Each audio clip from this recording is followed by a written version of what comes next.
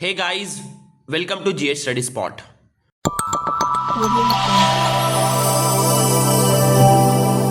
Audio Jungle. जैसा कि आप लोग देख पा रहे हो कि अब आप लोगों के लिए एचएस एग्जाम 2025 में अपेयर करने के लिए बहुत ही कम वक्त बचा है और इस कम वक्त की नज़ाकत को समझते हुए मैं उम्मीद करता हूं कि अब आप लोग तमाम डिस्ट्रैक्शन से दूर होकर ज़ोर शोर के साथ अपनी तैयारी को परवान चढ़ा रहे होंगे। आपके इसी तैयारी को आसान करने के लिए हम लोगों ने एक के बाद दीगर वीडियोस लाना शुरू किया है और इन दीगर वीडियोस के ज़रिए आपके एग्ज़ाम 2025 को आसान बनाने की पूरी कोशिश कर रहे हैं। ना कि सिर्फ इस वीडियोस के ज़रिए हम लोग दरअसल आप लोगों को सजेशन प्रोवाइड कर रहे हैं, बल्कि हम लोग दरअसल आपको पूरे चैप्टर्स के quick analysis, quick revision, previous year question analysis and syllabus discussion और इसके साथ साथ मार्क्स पैटर्न को भी मुद्देनज़र रखते हुए इन तमाम चीज़ों को देखकर एनालाइज कर कर आपके सामने आपके एग्ज़ाम 2025 में कौन से क्वेश्चंस आपके एग्ज़ाम में आएंगे उन्हें हम लोग साबित भी कर दे रहे हैं। इससे पहले वाले कई सारे वीडियोस के ज़रिए हम लोगों ने दरअसल history, political science, economics, education और भी कई सारे सब्जेक्ट्स को हम लोगों ने प्रोवाइड किया है जिस तरीके से हम लोगों ने माध्यमिक के लिए प्रोवाइड किया था, और अल्हम्दुलिल्लाह जिन भी क्वेश्चंस को उन लोगों के लिए सजेशंस के तौर पर प्रोवाइड किया गया था वो तमाम क्वेश्चंस उनके एग्ज़ाम में हूबहू देखने को मिले। मैंने आप लोगों के लिए इस चीज़ को साबित करने के लिए पोस्ट भी किया था अपने इस चैनल पर, ताकि आप लोग इस बात को देख पाए जिस क्वेश्चंस को मैंने उर्दू में दिया था उन लोग को सजेशंस के तौर पर, और जो भी मैंने दिया था और में भी वही क्वेश्चन आया, और जो मैंने मेन क्वेश्चंस के तौर पे दिया था वो भी वही क्वेश्चन आया। ज्योग्राफी में भी अल्हम्दुलिल्लाह सारा 100% सजेशन मैच किया और हिस्ट्री में भी मैच किया। मैथ्स के लिए मैंने जो सजेशन दिया था उन लोगों को थ्योरम के तौर पर और कंस्ट्रक्शन के तौर पर तमाम सजेशन अल्हम्दुलिल्लाह मैच किया। मैंने आप लोगों को ये बात बताया था कि ये जो सजेशन आप लोगों को प्रोवाइड किया जा रहा है ये बहुत ही डिस्कशन के साथ previous year question analysis and previous year question के ट्रेंड्स को देखते हुए और सजेशन बुक, और इस बार जो आप लोगों के एग्ज़ाम से कबल यानी सजेशंस यानी आपके एग्ज़ाम के सिलेक्शन एग्ज़ाम के बाद जो टेस्ट पेपर निकलता है उन तमाम चीज़ों को बेस बनाकर आप लोगों के लिए सजेशन प्रोवाइड किया जा रहा है। तो आप लोगों को करना ये है कि इस पूरे वीडियो को कंप्लीट देखना है। बहुत सारे बच्चे इस पूरे वीडियो को कंप्लीट नहीं देखते हैं और वो वीडियोज़ को स्किप कर देते हैं और इससे फायदा नहीं उठा पाते हैं। याद रहे आज के इस दौर में, इंटरनेट एंड सोशल मीडिया के दौर में, आपके लिए तमाम वसाइल आपके पास मौजूद है। बस अगर आपको किसी चीज़ की ज़रूरत है तो वो आपको खुद का मेहनत करना है। अगर आप खुद से मेहनत कर लेते हो, मेहनत करके इन तमाम चीज़ों को अच्छे से प्रिपेयर कर लेते हो, then I can assure you that the questions will come from these suggestions only. आपको एग्जाम में क्वेश्चंस इन्हीं में से देखने को मिलेंगे और मैं आपको इस पूरे चैप्टर्स को पूरे क्विक रिवीजन के साथ साथ सजेशंस भी फराहम करता हूं। तो आप लोग दरअसल ज़्यादा से ज़्यादा इस वीडियो को दूसरे लोगों तक शेयर करें, और नेक्स्ट आप लोगों को कौन से सब्जेक्ट्स एंड कौन से चैप्टर्स के सजेशन चाहिए आप लोग मुझे कमेंट कर सकते हो। और अगर आप लोगों का रिस्पांस मुझे पॉजिटिव दिखता है तो इंशाल्लाह मैं तेज़ी के साथ आप लोगों के लिए और भी सब्जेक्ट जैसे ENVS, education, economics and Urdu वगैरह के लिए भी सजेशन तेज़ी के साथ अपलोड करूंगा, क्योंकि अब आप लोगों के पास टाइम बहुत ही कम है। अब आप लोगों का जो आज का डेट हो चुका है वो दरअसल 22 फरवरी है और आप लोगों का एग्ज़ाम 3 तारीख के आसपास है, यानी ऑन एन एवरेज आपके पास 10 दिन का समय बचा है। अभी भी आप लोगों को जिन भी क्वेश्चंस को बताया जाता है, अगर आप उन क्वेश्चंस को अच्छे से वेल प्रिपेयर्ड कर लेते हो देन लॉन्ग आपका फुल्ली तौर से स्ट्रांग हो जाएगा और आप लोग इन क्वेश्चंस में बेस्ट तरीके से परफॉर्म कर पाओगे। लॉन्ग के साथ साथ अगर आप लोगों को प्रीवियस ईयर क्वेश्चंस को शॉर्ट तरीके से, शॉर्ट क्वेश्चंस जो आते हैं प्रीवियस ईयर शॉर्ट क्वेश्चंस को भी समझना है तो आप लोग मुझे कमेंट करो, और अगर आप उन क्वेश्चंस को अच्छे से कर लेते हो देन 70% क्वेश्चंस आपको उन प्रीवियस ईयर क्वेश्चन से ही देखने को मिलेंगे, 10 ईयर या 7 ईयर के क्वेश्चन से देखने को मिलेंगे। अगर आप लोग उसे डिटेल एनालिसिस के साथ मुझसे समझना चाहते हो तो आप लोग मुझे ज़रूर से कमेंट करो ताकि उसे मैं मैं आप लोगों के लिए प्रिफेयर कर सकूं। आइए आज हम लोग दरअसल आगे की तरफ बढ़ते हैं और हम लोगों ने इससे पहले वाले वीडियोस के जरिए हिस्ट्री के चैप्टर नंबर 6 को डिटेल में डिस्कस किया था। आज हम लोग चैप्टर नंबर 5 को डिस्कस करेंगे। जैसा कि आप लोग देख पा रहे हो चैप्टर नंबर 5 गवर्निंग दी कॉलोनियल स्टेट। हम लोग जानते हैं गवर्निंग दी कॉलोनियल स्टेट इंडिया, हमारा मुल्क हिंदुस्तान, जब अंग्रेज यहाँ पर आए थे, जब बरतानवी हुकूमत यहाँ पर आई थी तो इन लोगों ने हमारे कंट्री को कॉलोनाइज्ड कर लिया था। अब जब इन लोगों ने हमारे कंट्रीज को अपनी पूरी ताकत और हिकमत लगाने के बाद कॉलोनाइज कर लिया था तो किस तरीके से इस कॉलोनाइज्ड स्टेट या इस कॉलोनाइज्ड इंडिया को इन लोगों ने गवर्न किया, चलाया, क्या सिस्टम लाया, किस तरीके से इन लोगों ने लॉस को फॉर्मुलेट किया, किस तरीके से इन लोगों ने सिस्टम को लाते हुए अपने इस कॉलोनियल कंट्री को रन किया था या गवर्न किया था। इस चैप्टर में हम लोग को थीमेटिकली इन्हीं चीज़ों को समझना है। तो जैसा कि आप लोग देख पा रहे हो स्क्रीन पर कि आप लोगों का इस चैप्टर से जो MCQ आ रहा है वो दरअसल 3 मार्क्स का MCQ आ रहा है। ACQ के तौर पर इस चैप्टर से 2 ACQ आ रहे हैं, 1 मार्क्स 1 × 2 = 2 आपका ACQ यहाँ से देखने को मिल रहा है और लॉन्ग क्वेश्चन आपको इस चैप्टर से 1 देखने को मिल रहे हैं, यानी आपका 8 मार्क्स के इस चैप्टर से 1 क्वेश्चंस आपको के एग्जाम में देखने को मिलेंगे। अब हम लोग अगर आगे बढ़ें तो आगे बढ़ने के बाद देख पा रहे हो आप लोग स्क्रीन पे सिलेबस, पहला चैप्टर का नाम लिखा हुआ governing the colonial state India, यानी इंडिया को किस तरीके से वो लोग जो कॉलोनाइज्ड कर थे किस तरीके से वो लोग इंडिया को गवर्न कर रहे थे। तो पहला जो पार्ट है आपका वो है government of India act of 1909, 1919 and 1935, tools for limiting franchise, introducing communal electorates, maintaining the administrative controls and British hegemony। अगर इस पूरे एक्ट्स के 1909 and 1919 and 1935 के एक्ट के बेसिकली अगर हम लोग थीम को समझने की कोशिश करें तो हम लोग जस्ट इसके थीम को समझकर ही ईजिली से अंडरस्टैंड कर पाएंगे पूरे एक्ट को। देखो यहाँ पर बात ये समझाना है कि बरतानवी हुकूमत जब हिंदुस्तान में आई थी तो उस वक्त दरअसल हिंदुस्तान के अंदर पॉलिटिकल कॉन्शियसनेस बहुत कम थी या उनकी मिकदार बहुत कम थी। ये हिंदुस्तानी लोग बहुत कम पॉलिटिकली तौर पे कॉन्शियसनेस थे, लेकिन वक्त के साथ साथ हालात और सिचुएशन ने इन लोगों के अंदर पॉलिटिकल कॉन्शियसनेस को पैदा करने में एक अहम रोल अदा किया। और जब हिंदुस्तानियों के अंदर पॉलिटिकल कॉन्शियसनेस, सियासी शऊर पैदा हो चुके थे तो धीरे धीरे ये लोग दरअसल हिंदुस्तानियों को इस बात का होने लगा था कि ये इंडिया हमारा मुल्क है और ये ब्रिटिशर्स बैरूनी ममालिक से आकर हम पर हुकूमत चला रहे हैं, और इन लोगों को अपने तई यानी अपने मुल्क के तई मोहब्बत और अपने अंदर नेशनलिज्म के जज्बात को पैदा करना शुरू कर दिया था। और इन्हीं सब चीज़ों के तहत इन लोगों ने दरअसल अपने सियासी मांगों को इन अंग्रेज़ों के सामने पेश करना शुरू कर दिया था। इसी तरीके से जो हिंदुस्तानियों के अंदर जो कॉन्शियसनेस का ज़हूर हो रहा था पॉलिटिक्स से रिलेटेड, इसी को दरअसल हम लोग पॉलिटिकल कॉन्शियसनेस के नाम से जानते हैं।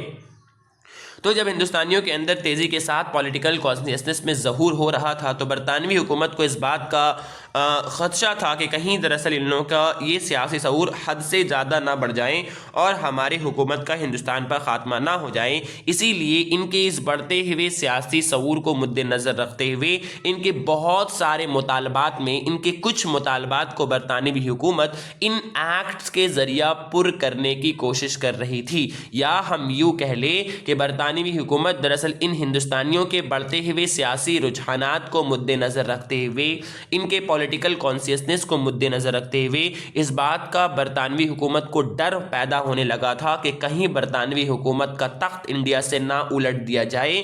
तो इसीलिए इन लोगों के छोटे छोटे तौक़ात, इन लोगों के छोटे छोटे एक्सपेक्टेशंस को इन लोगों ने पूरा करना शुरू किया ताकि बड़ा कुछ ये लोग हमारे खिलाफ बगावत या रिवॉल्ट बर्पा ना कर दे। तो इस तरीके से government of India act of 1909 आया था, जिसे तारीख में हम लोग मोरले मिंटू रिफॉर्म के नाम से भी जानते हैं। इस मोरले मिंटू रिफॉर्म के तहत ही दरअसल चूंकि इसे मोरले एंड मिंटू नामी शख्स ने, सेक्रेटरी ऑफ स्टेट थे उस टाइम के इंडिया के जिनका नाम मोरले था, और वाइसरॉय ऑफ इंडिया थे जिनका नाम मिंटू था, इन दोनों ने मिलकर इस एक्ट को पेश किया था। इसीलिए तारीख में हम लोग इसे मोरले मिंटू एक्ट के नाम से जानते हैं। इस मोरले मिंटू एक्ट के तहत ही दरअसल पहली बार हिंदुस्तान में इंतखाबात यानी इलेक्शन का सिस्टम को शुरू किया गया था। लेकिन याद रहे ये इलेक्शन दरअसल आम आम आवाम के जरिया नहीं किया जा रहा था। नंबर 2, इसी के तहत दरअसल बरतानवी हुकूमत ने डिवाइड एंड रूल के पॉलिसी को अपनाया था। इसी के तहत रिस्ट्रिक्टेड राइट टू वोट की पॉलिसी को अपनाया था। जैसे कि मैंने अभी आपको बताया कि यहाँ पर इंतखाबात यानी कि वोट का सिस्टम तो शुरू किया गया था government of India act of 1909 के तहत, लेकिन ये वोट में दरअसल आम आवाम को हक नहीं था कि वो अपना वोट को कास्ट कर सके। तो ये यहाँ पर एक रिस्ट्रिक्शन था इसके ऊपर। और इसके साथ साथ यहाँ पर इस एक्ट के जरिए से रिप्रेसिव मेजर्स अपनाए गए थे। जैसे इसके तहत दरअसल प्रेस एक्ट पास किया गया था 1910 में, यानी कि हिंदुस्तानियों को रिप्रेस करने के लिए, सप्रेस करने के लिए, कुचलने के लिए इसके तहत बहुत सारे इक़दामात उठाए जा रहे थे। तो ये इन शॉर्ट था। उसके बाद जब ये एक्ट भी दरअसल हिंदुस्तानियों के तौक़ात यानी कि जो तौक़ात थे इन लोगों के, जो भी एक्सपेक्टेशंस थे हिंदुस्तानियों के, जब ये एक्ट पुर करने से कासिर हो जाता है, नहीं पुर कर पाता है, तो बरतानवी हुकूमत को इस बात का खदशा होता है कि जो भी मैंने बातें कही थी वो बात तो मैं पूर्ण नहीं कर पाया। वैसे सर्कमस्टांसेस, ऐसे सूरत में गवर्नमेंट एक दूसरी एक्ट लेकर आती हैं जिसे दरअसल हम लोग तारीख में government of India act of 1919 के नाम से जानते हैं। इस government of India act of 1919 के आने के पीछे अगर हम लोग बैकग्राउंड को समझे तो कई सारे सियासी चेंजेस, कई सारे हिंदुस्तान की सियासत में तब्दीलियां हम लोग को देखने को मिल रही थी। पहला जो तब्दीली था वो ये कि government of India act of 1909 दरअसल हिंदुस्तानियों के तौक़ात को पुर नहीं कर पाया था, जिसके लिए कोई दूसरा एक्ट का जरूरत था, और ये आया था एक जिसको हम लोग government of India act of 1919 के नाम से जान रहे थे। याद रहे जो भी बातें मैं आप लोगों को बता रहा हूं बिल्कुल बगौर, पूरे ध्यान और फुल कंसंट्रेशन के साथ अगर मेरे इस लेक्चर को आप लोग सुन लेते हो, then you will able to complete the entire chapter just in 20 minutes. तो 1919 क्या था, तो हिंदुस्तान के जब तौक़ात को पूरा नहीं कर पा रहे थे, तो ऐसे सर्कमस्टांसेस में एक नया एक्ट आया था जिस एक्ट को हम लोग 1919 के नाम से जान रहे थे। इसके अलावा और भी कुछ सर्कमस्टांसेस थे हिंदुस्तान में, जैसे कि 1916 ईस्वी में ही दरअसल लखनऊ कांग्रेस के लखनऊ के अजलास में दरअसल कांग्रेस के लखनऊ के अजलास में जो कांग्रेस दो विंग्स में बट गई थी, जिसे हम लोग मॉडरेट एंड एक्सट्रीमिस्ट कहते हैं, ये दोनों आपस में हाथ मिला लिए थे।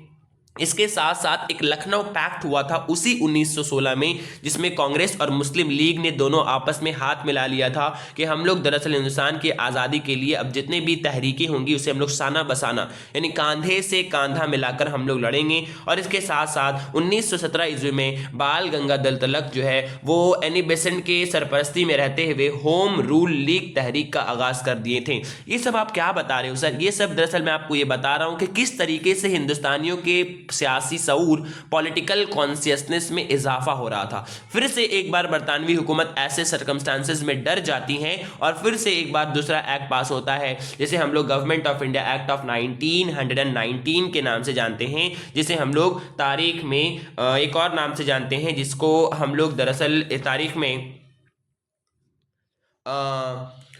तारीख में मोंटेगो चेम्सफोर्ड एक्ट के नाम से भी जानते हैं। मोंटेगो चेम्सफोर्ड एक्ट के तहत दरअसल डायरची सिस्टम को लाया गया था, यानी इसमें मोंटेगो चेम्सफोर्ड एक्ट के तहत डायरची सिस्टम लाया गया था। इसके साथ साथ इसमें दरअसल द सेंट्रल गवर्नमेंट के प्रोविजंस को और द स्टेट गवर्नमेंट या प्रोविंशियल गवर्नमेंट के प्रोविजंस को लाया गया था। लेकिन फिर से एक बार ये एक्ट भी दरअसल जिन बातों को, जिन एक्सपेक्टेशंस के तहत इन एक्ट को लाया गया था, जिसे हम लोग मोंटेगो चेम्सफोर्ड के नाम के साथ जानते हैं, ये एक्ट भी हिंदुस्तानियों के तौक़ात को पुर करने से कासिर हो गया था। तो ऐसे सूरत हाल में फिर से एक मरतबा जब ये एक्ट हिंदुस्तानियों के तौक़ात को पुर करने से कासिर हो जाता है तो बरतानवी हुकूमत बहुत टेंशन में आ जाती है इस बात को लेकर कि कहीं दोबारा हिंदुस्तानी लोग फिर से कोई बड़ा कदम मेरे खिलाफ ना उठा ले।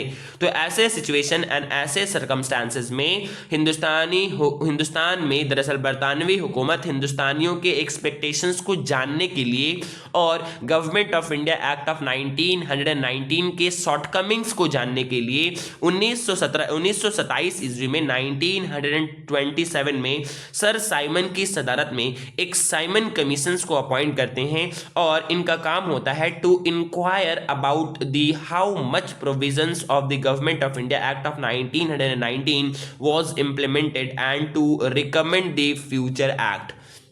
तो इस तरीके से ये एक्ट आता है। लेकिन हिंदुस्तान के तमाम लोग दरअसल इस साइमन कमीशन को नारा लगाते हैं, साइमन कमीशन गो बैक। क्यों लगाते हैं? क्योंकि इनको नारा लगाने का जो मेन मकसद होता है, क्योंकि इस पूरे कमीशन के अंदर एक भी हिंदुस्तानियों को शामिल नहीं किया गया था। जाहिर सी बात है कि अगर मसला हिंदुस्तानियों का है तो हिंदुस्तानियों को बेहतर मालूम होगा ना कि क्या हमारा मसला है और कौन से तोक़ात को पुर किए गए और कौन से तोक़ात को पुर नहीं किए गए। लेकिन इसके बावजूद भी चाहिए था इन लोगों को कि हिंदुस्तानियों के साथ बैठकर हिंदुस्तानियों को अपने कमीशन के मेंबर बनाकर इनसे बातचीत कर कर इनके मामलात को जाने। लेकिन इन लोगों ने ऐसा कुछ भी नहीं किया था, जिसकी वजह कर लाला लाजपत राय ने सबसे पहली दफा साइमन गो बैक का नारा यहां पर लगाया था। फिर उसके बाद साइमन कमीशंस के जो रिकमेंडेशन होते हैं, उन रिकमेंडेशंस के तहत दरअसल government of India act of 1935 दे दिया जाता है, जिसमें दरअसल और भी तौक़ात को यहां पर पुर करने की बातें यहां पर कह दी जाती हैं। तो ये था सारा बात आपका, यानी government of India act of 1935 का पूरा सारा प्रोविजंस, जिन प्रोविजन के तहत दरअसल फेडरल गवर्नमेंट का सिस्टम लाया जाता है। यानी government of India act of 1935 के तहत दरअसल लाया जाता है फेडरल गवर्नमेंट का सिस्टम, प्रोविंशियल गवर्नमेंट का सिस्टम लाया जाता है। और इसके साथ साथ इस एक्ट को धीरे से इवॉल्यूट किया जाता है, यानी धीरे धीरे ये एक्ट का इवोल्यूशन होता है। और इस एक्ट के तहत भी लिमिटेड फ्रेंचाइज, यानी कि जिसको बोल सकते हैं हम लोग, बहुत कम लोगों को ही वोट देने का अधिकार दिया गया था, लिमिटेड फ्रेंचाइज जिसको हम लोग बोलते हैं। दूसरा number 2, limited power of legislature. Number 3, autocratic character of the government continued as before, यानी पहले जैसा ऑटोक्रेटिक था, पहले जैसा जारहाना रवैया था हुकूमत का, उसी रवैये को आगे भी कंट्रोल या आगे भी दरअसल प्रमोट किया जाता है, या आगे भी इसी दर्जे को या इसी चीज़ को फैलाया जाता है। तो ये नंबर पार्ट का 1 यहाँ पे क्लियर हो गया है। इसी चीज़ को थीमेटिकली जस्ट आप लोग समझ लेंगे और उसके बाद अपने आंसर्स को आप लोग तैयार कर लेंगे, and then it will be more and more easy to learn your answers if you are able to understand these topic which I have explained you in this video. Next अब हम लोग आगे की तरफ बढ़ते हैं। आगे की तरफ बढ़ने के बाद नंबर बी जो आप देख रहे हो वो लिखा हुआ the state machinery for the suppressing the freedom of expressions, example the Rowlatt act and the military and police control. जैसा कि आप लोग जानते हो कि रॉलेट एक्ट से कबल एक और एक्ट था जिसे हम लोग जानते हैं जिसे हम लोग दरअसल एक और नाम से जानते हैं, defence of India act of 1915। पहली आलमी जंग के दौरान हिंदुस्तानियों के इस बढ़ते हुए इक़दामात को कुचलने की खातिर पहली आलमी जंग के दौरान बरतानवी हुकूमत ने एक एक्ट पास किया था जिसका नाम defence of India act of 1915 था, जिसके तहत ये बोला गया था कि हिंदुस्तानी लोग दरअसल बरतानवी हुकूमत के खिलाफ एक भी आवाज़ बिल्कुल नहीं उठाएंगे, क्योंकि बरतानवी हुकूमत बाहर के लोगों के साथ जंग करने में मसरूफ़ है। इस एक्ट के तहत इन लोगों के दरमियान जो मुआहिदा हुआ था, इस मुआहिदे के तहत बरतानवी हुकूमत के खिलाफ एक भी आवाज़ नहीं उठाया जा रहा था। इसी एक्ट को आगे प्रमोट करते हुए यानी नया सूरत में पेश किया गया था, जिसे रॉलेट एक्ट के नाम से जाना गया था। इस रॉलेट एक्ट के तहत यह बात कह दिया गया था कि हिंदुस्तानी में से अगर कोई भी लोग किसी भी किस्म का बरतानवी हुकूमत के ख़िलाफ़ मूवमेंट करती हैं, या बरतानवी हुकूमत को किसी भी हिंदुस्तानी के ख़िलाफ़ शक हो जाता है, या इनके घर में कोई भी अपने मुल्क से मोहब्बत यानी नेशनलिज्म के जज्बात उभरते हुए दिखते हैं, तो इन शक के बुनियाद पर बरतानवी हुकूमत इन लोगों को जेल में गिरफ्तार कर लेंगी और बिना ट्रायल का, और इन लोगों को यह हक भी हासिल नहीं होगा कि ये लोग दरअसल अपने खिलाफ दरअसल डिफेंस करे लॉयर की मदद से। यानी हम यूं कह सकते हैं कि ये एक तरह का सप्रेसिव एक्ट था, जिस सप्रेसिव एक्ट के तहत इन लोगों को कुचलना या इन लोगों के सियासी रुझानात को कुचलना इन लोगों का असल मकसद था। इसमें बोला गया था कि किसी भी हिंदुस्तानी को बगैर शक के बुनियाद पर गिरफ्तार कर लिया जा सकता है। पुलिस को इस बात की इख्तियारात दिया गया था कि पुलिस बगैर वारंट का किसी को भी तलाशी ले सकती है, किसी के भी घर की। नंबर 3, गिरफ्तार शुदा शख्स को अपने गिरफ्तारी के खिलाफ अपील करने की इजाज़त भी नहीं होगी। और नंबर 4, गिरफ्तार शुदा शख्स को मुकदमा के लिए एक ट्रिब्यूनल को तश्कील दिया जाएगा, जिसे हम लोग एक स्पेशल कोर्ट के नाम से जानते हैं, जिसे हम लोग ट्रिब्यूनल कहते हैं। तो ये सारा, और गिरफ्तार शुदा शख्स को अपने डिफेंस लॉयर को भी परस्यू करने की, अपने डिफेंस लॉयर से भी खुद को बचाने के मतलब खुद को केस लड़वाने के लिए भी इन लोगों को हक नहीं दिया गया था। इसी एक्ट को गांधी जी ने डिस्क्राइब किया था कि वकील नहीं, अब दलील नहीं, एंड अपील नहीं। ये क्वेश्चन एग्जाम में बोर्ड में कई दफा पूछा गया है, तो इंपॉर्टेंट है, इसको आप लोग याद रखें। ऐसे सूरत और ऐसे रॉलेट एक्ट की सरपरस्ती और इस तरह से रिप्रेसिव मेजर्स को देखते हुए हिंदुस्तान के तमाम वर्कर्स और हिंदुस्तान के तमाम लोगों ने मिलकर 30 मार्च 1919 को दरअसल इस रॉलेट एक्ट के खिलाफ एहतजाज बर्पा करने का प्लानिंग किया था, जिसके तहत दरअसल 30 मार्च को किसी कारण से वो लोग नहीं कर पाते हैं और 6 अप्रैल को ये फिर से एक बार रिजर्व किया जाता है स्ट्राइक करने के लिए। लेकिन इन दोनों दिनों को बहुत ही जोरों शोर के साथ 30 मार्च और 6 अप्रैल 1919 को बहुत ही जोरों शोर के साथ दरअसल स्ट्राइक किया जाता है पूरे ऑल इंडिया लेवल पे। और ऐसे सूरत और ऐसे सर्कमस्टांसेस में गांधी जी दरअसल अहमदाबाद से चलते हैं आने के लिए अपने मेन सेंटर में, जो कि उस टाइम का मेन सेंटर दिल्ली, अमृतसर और पंजाब था, वो यहाँ पर आने के लिए चलते ही हैं। लेकिन अहमदाबाद से निकलकर जैसे ही गांधी जी पालवल पहुंचते, वहां गांधी जी को गिरफ्तार कर लिया जाता है। गांधी जी के साथ साथ कांग्रेस के बड़े रहनुमा जैसे सैफुद्दीन किचलू, डॉक्टर सत्यपाल वगैरह को भी गिरफ्तार कर लिया जाता है। और इन लोगों के गिरफ्तारी की वजह कर आवाम के अंदर एक गम और गुस्सा फैल जाता है। तो आवाम दरअसल इन लोगों के गिरफ्तार होने के बाद एक पुरअमन तरीके से एक बाग आता है, जहां पर अमृतसर में एक बाग है जिसे हम लोग दरअसल जलियांवाला के नाम से जानते हैं। जलियांवाला बाग में खड़े होकर ये लोग पीसफुल प्रोटेस्ट करना शुरू करते हैं। और ऐसे सर्कमस्टांसेस, ऐसे सूरत हाल में 1919 एक जो डेट आता है 13 अप्रैल 1919 ईस्वी में माइकल ओ डायर दरअसल अपने फौज को लेकर वहां पहुंचते हैं और कई दफा यानी कि कई राउंड जो है ये लोग इन लोग आवाम के ऊपर गोली चलाते हैं और पूरे आवाम, लाखों की तादाद में पूरे आवाम की मौत हो जाती है। इसी वाकया को दरअसल हम लोग तारीख में जलियांवाला बाग के नाम से जानते हैं, जो कि आपके स्क्रीन पे सी नंबर पे दिख रहा होगा, Jallianwala Bagh incident and the Meerut conspiracy. तो ये था जलियांवाला बाग। और इस जलियांवाला बाग के बाद दरअसल रविंद्रनाथ टैगोर अपना नाइटहुड का खिताब जो इनको मिलता है ये वापस लौटा देते हैं अंग्रेजी हुकूमत को तमाचा मारने के लिए। नेक्स्ट जो आपका आता है वो है मेरठ कॉन्स्पिरेसी। मेरठ कॉन्स्पिरेसी क्या है? तो ये दरअसल 1929 से 1933 तक हुआ था। ये was a British colonial trial against the Indian and British communist leader accused of the conspiring to overthrow British rule. The targeted trade unions and communists involved in the labor movement. 31 individuals were arrested and charge under the section 121A of IPC। यानी basically ये conspiracy था, एक साजिश था जो कि हिंदुस्तान के जो कम्युनिस्ट लीडरान थे उनके खिलाफ चलाया गया था, जिसमें से 31 बड़े लीडर्स थे मजदूर के, 31 बड़े लीडर थे और 31 बड़े लीडर मजदूर के जिनका ताल्लुक हिंदुस्तान से था और 2 ऐसे लीडर थे जिनका ताल्लुक दरअसल अंग्रेज से था, यानी कि जिनका ताल्लुक बरतानिया से था। यानी कि ये लोग अंग्रेजी होने के बावजूद भी हिंदुस्तानियों के हक में लड़ाई कर रहे थे। यहां पर आपसे मेरठ कॉन्स्पिरेसी में 2-3 लीडर का नाम पूछता है। इंडियन लीडर का भी नाम आप लोगों को याद रखना है और ब्रिटिश लीडर का भी नाम याद रखना है।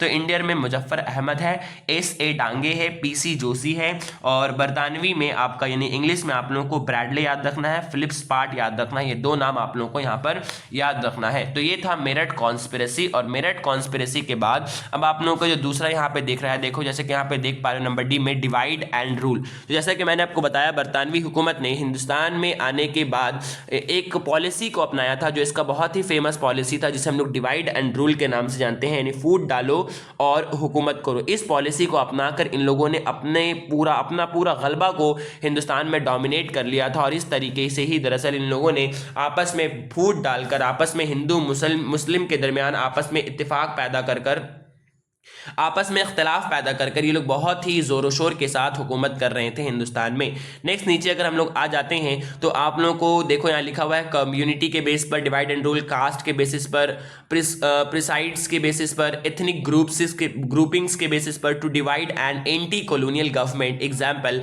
Supporting the demand of Muslim League. Muslim League का जो डिमांड था, कैसे देखो यहाँ डिवाइड किया गया है वो बताया जा रहा है कि मुस्लिम लीग का जो डिमांड था ना सेपरेट इलेक्टोरेट का, वो मान लिया गया था। कम्युनल अवार्ड अकॉर्ड ऑफ 1932 जो कि गांधी जी और अंबेडकर के गांधी जी और अंबेडकर में इसकी वजह से इख्तलाफ भी पैदा हो गया था। रामसे मैकडोनल्ड ने दरअसल ये कम्युनल अवार्ड पेश किया था, जिसमें दरअसल दलितों के लिए भी सेपरेट इलेक्टोरेट का राइट, जो कि अंबेडकर ने जिसकी मांग की थी उसे कबूल कर लिया गया था। और बाद में अंबेडकर और गांधी जी में दरअसल इख्तलाफ भी हो गया था इसी पॉइंट्स को लेकर। तो इस तरीके से हिंदू में भी इन लोगों ने फूट डाल दिया था।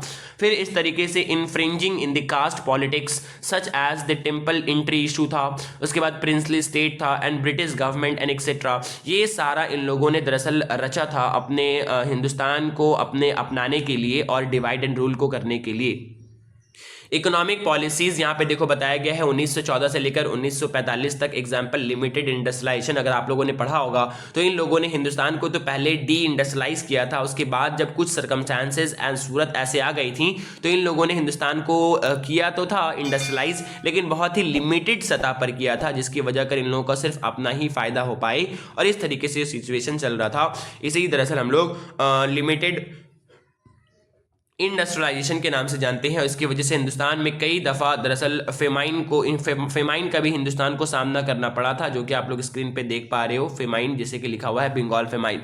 तो ये था पूरे चैप्टर का क्विक रिवीजन। तो इन शॉर्ट हम ये कह सकते हैं कि गवर्निंग यहाँ पर ब्रिटिश गवर्नमेंट ने किस तरीके से अपने बोल सकते हैं कि कॉलोनियल इंडिया को, जिसे कॉलोनाइज इन लोगों ने किया था, किस तरीके से इसे गवर्न किया है, इसी चीज़ को बेसिकली इस चैप्टर में आप लोगों को डिफरेंट एस्पेक्ट्स को कवर करते हुए दिखाया गया है। शॉर्ट्स के लिए बहुत ही इंपॉर्टेंट है, मैंने शॉर्ट के भी तमाम इंपॉर्टेंट एस्पेक्ट्स को आप लोगों के लिए कवर अप कर दिया है। अब हम लोग आते हैं प्रीवियस ईयर क्वेश्चंस को देखने के लिए कि काउंसिल ने अब तक इन चैप्टर से कितने सारे प्रीवियस ईयर कैसे कैसे करके प्रीवियस ईयर क्वेश्चंस को पूछा है।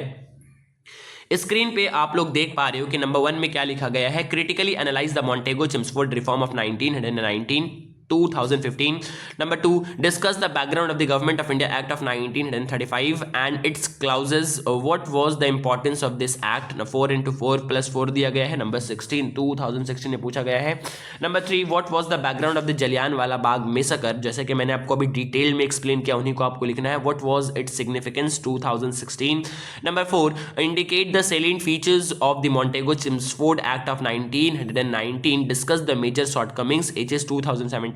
Number 5, what was the aim of the Rowlatt Act and why did Gandhi ji oppose it? Gandhi ji ने, मैंने आपको बताया कि अपोज किया था रॉलेट एक्ट को, वकील नहीं, दलील नहीं एंड अपील नहीं कहकर। 2018 में पूछा गया है। आप लोग इसके कोटेशन को लिखकर अगर आंसर लिखते हो then your answer will be extremely high quality और enriched. Number 6, mention the provisions of the Lucknow pact. Lucknow pact का क्या प्रोविजंस था जो कि आपका हुआ था मुस्लिम लीग और इंडियन नेशनल कांग्रेस के दरमियान। ब्रीफली डिस्कस इट्स इंपॉर्टेंट, 19 में पूछा गया है। नेक्स्ट नंबर 7 में आपको पूछा गया, discuss the features and shortcomings of Government of India act of 1919 2020। Discuss next आपका 8 number, discuss the main features and significance of Morley Minto Act of 1909 2022। Next number 9, what was the motive of Rowlatt Act? क्या motive था इसका and why did Gandhi ji oppose इस 2022 में पूछा गया है। Number 10, under which circumstances Meerut conspiracy cases was started, what were the consequences? 2022 में पूछा गया है। Number 9, under which circumstances the merit conspiracy, same ये वाला हो गया है नंबर 10 और नंबर 11। नंबर 12 में आप लोग देख पा रहे हो, critically analyse the Montagu Chelmsford reform act of 1919 and number 13 में आप लोग देख पा रहे हो, what were the reasons behind the famine of 1943 में बंगाल में द ग्रेट फेमाइन आया था, क्या रीजंस था? इसे भी अच्छे से डिटेल किया गया होगा इस चैप्टर अगर आप लोगों ने अच्छे से पढ़ा होगा तो।